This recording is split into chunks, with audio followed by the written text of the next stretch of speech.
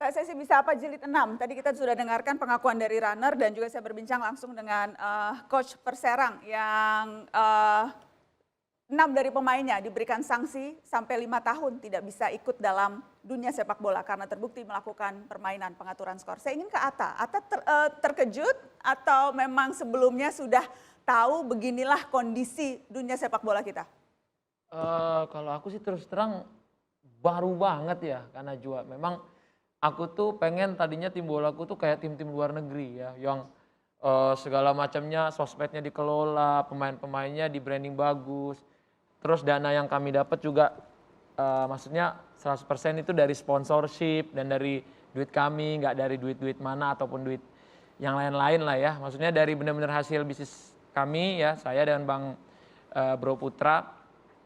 Aku tuh kaget kalau misalnya aku tahu ya pemainku misalnya ya, kalau misalnya aku jadi yang punya Perserang pasti aku akan sakit hati banget ya. Apalagi kita kan invest di bola tuh istilahnya kalau dibilang untung tuh enggak ya karena Najwa ya.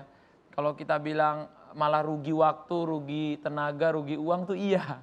Jadi kalau misalnya ada pemain yang kayak gitu pasti aku pedih banget sih. Mungkin aku nggak bisa tidur bisa sebulan ya karena aku 3 bulan 6 bulan ngeset tim segala macam kan nggak ada yang murah ya di bola ya dari hotel Tapi gaji Atta tentunya pemain. sebelumnya udah pernah dengar dong, ini kan cerita lama di dunia sepak bola kita.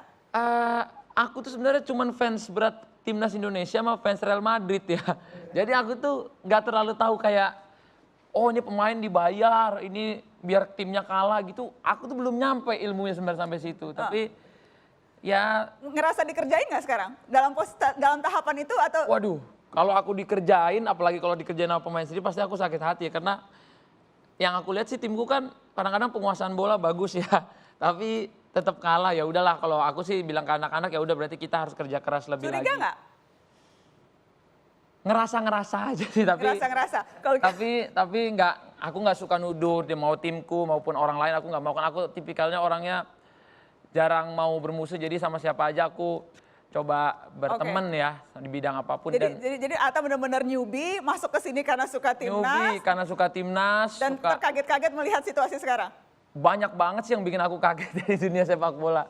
Oke. Malah aku sempat pikir kalau aku bilang Tuhan kalau misalnya aku trauma sama sepak bola apa aku berhenti ya di beberapa musim pertama. Waduh, baru masuk udah mau berhenti. Tapi apakah saya ingin ke Mas Bambang. Mas Bambang, Anda ada info kalau spesifik apakah memang Atta dikerjain nih klubnya? Kalau soal itu indikasi itu ada dan tidak ada itu kayak apa ya? Kayak angin ya Mbak ya. Tapi sebenarnya kalau Mas Atta itu paham benar sepak bola harus jeli benar. Makanya salah satu filosofi sepak bola itu terutama dari almarhum ya. Bang Andi itu, Pak Andi itu ngomong respect dulu baru rule in the game-nya. Ini sepak bola Indonesia. Oke, tapi kalau kasus spesifik, tadi kita misalnya dengar apa yang Ya. pengakuan dari Mr. X, apa yang terjadi di Perserang, itu kan bukan sesuatu yang baru sesungguhnya. Sudah tahun 2010, 2011 itu. Apa yang dilakukan sama Mr. X itu tadi, itu sudah bagi kita udah nggak lembaran lama dibuka lagi sama mereka-mereka ini. Jadi masih terus berjalan nih. Anda masih terlibat nggak Mas Bambang? Alhamdulillah saya nggak terlibat Mbak, gitu loh. Sudah clean betul-betul? Benar sudah. Tapi Anda masih tahu, masih dengar, masih lihat praktiknya Ya karena terjadi? teman-teman orang-orang yang di sana itu masih pernah ngubungin saya. Ya tapi saya ngomong, kalau main silakan main. Saya akan tutup mata. Saya tidak akan membongkar atau apa urusan mereka sendiri. Oke, itu tadi di Liga 2. Ya. Di Liga 1? Karena ini baru 10 pekan nih. Gimana Mbak ya? Pengelolaan tim butuh dana. Benar Mas Atta ya? iya pasti. Liga 1, jangankan Liga 1, Liga 3 pun butuh dana besar. Sedangkan di Indonesia ini tim ini belum siap penuh untuk dana ini. Nah ini sebenarnya harus federasi harus Oke, jadi ngambil dananya dari ya sponsorship atau penonton saya rasa masih kurang lah Mbak. akhirnya dari bandar. Nah, kalau itu terserah dari apa pemilik, owner apa semuanya. Ya, saya tanya praktek yang Anda ketahui masih berjalan sekarang. Saya rasa kalau sekarang ini masih melihat kutipan ya Mbak ya. Saya melihat dari betting host-nya apa cara mereka bermain, betting house bermain, apa semua saya lihat itu masih ada lah. Apa pertandingan dari pergerakan market betting house, pertandingan mana yang Anda curigai ada pengaturan skor? Kalau kita bicara Liga 1 misalnya. Saya rasa kalau itu sebenarnya yang merasa aja Mbak ya. Yang merasa di belakang layar, saya harapkan tobat lah. Tobat aja sudah. Saya cuman bicara itu aja. Karena apa? Kita jangan membohongi supporter atau publik lah. Oke, pertandingan apa yang Anda curigai ada pengaturan skor? Ya sebenarnya berapa pertandingan Mbak ya. Cuman saya mau menyebutkan ini masih belum apa.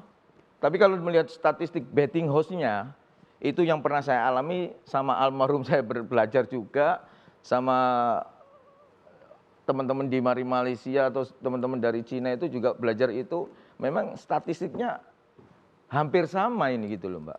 Apa Tapi pertandingan yang mana tuh? pertandingannya ini, ya saya menyebutkan nanti dikira fitnah gitu loh Mbak. Oke.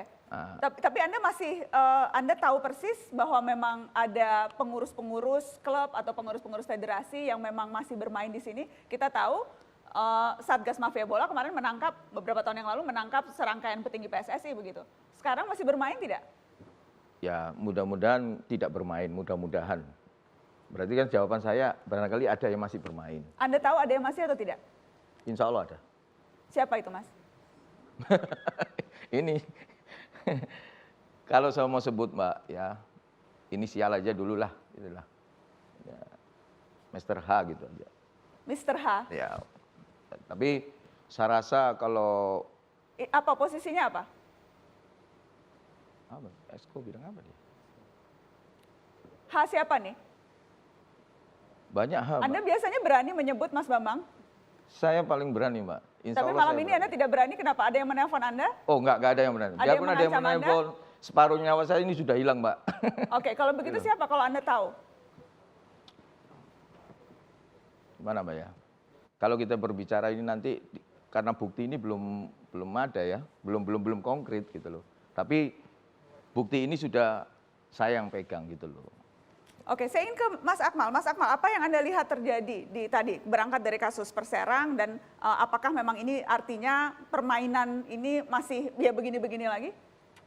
Ya ini problem sepak bola.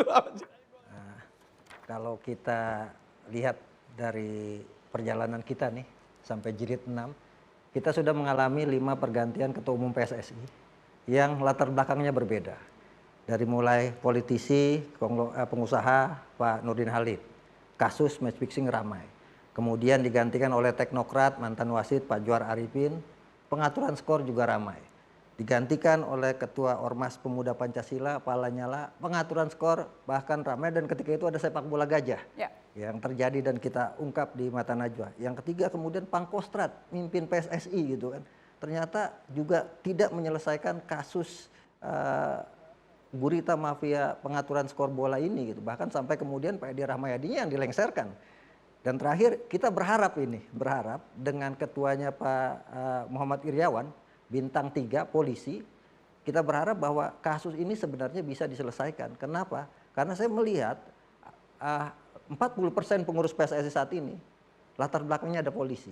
Jadi sebenarnya sangat gampang sekali kalau kemudian mau dikerjakan untuk menyelesaikan dan menuntaskan kasus ini. Saya tuh khawatir kawan-kawan seperti Atta, seperti Raffi, seperti Kaisang, anak-anak muda yang mau masuk di bola, mau menjalankan industrinya, juga mengangkat prestasinya, itu kemudian terkontaminasi dengan permasalahan yang sangat akut ini gitu kan. Jadi pilihan buat Atta ini menurut saya cuma ada 2 nanti ke depan gitu. Angkat bendera putih tanda menyerah seperti apa yang terjadi di Galatama, banyak pengusaha-pengusaha juga yang ada di sana kemudian akhirnya mundur teratur karena pengaturan skor. Ada anak presiden waktu itu di Galatama, ada Pak Yusuf Kalla di Galatama, kemudian ada Pardede, kemudian Sarnubi Said, semuanya mundur karena diatur siapa yang juara, siapa yang degradasi dari awal kompetisi sebelum pertandingan sudah diatur. Nah saya khawatir itu, Atta ini kemudian angkat bendera putih untuk kemudian menyerah, atau dia tenggelam di kolam yang kotor ini gitu kan, ikut bermain bersama-sama. Pilihan cuma 2 saat ini. Nah karena itu saya pikir momentum saat ini ketika ada kasus Perserang dan sebagainya, ini momentum kita bersama untuk new normal sepak bola kita gitu.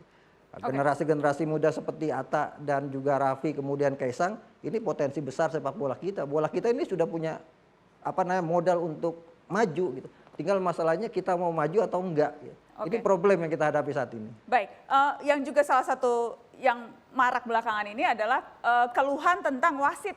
Betul. Wasit yang dianggap tidak profesional, bahkan tudingan wasit juga ikut bermain dalam pengaturan pertandingan. Setelah ini Mata Najwa akan berbincang secara eksklusif dengan salah seorang perangkat pertandingan di Liga 1 yang akan buka-bukaan. Apa yang ia lakukan di pertandingan Liga 1 setelah pariwara.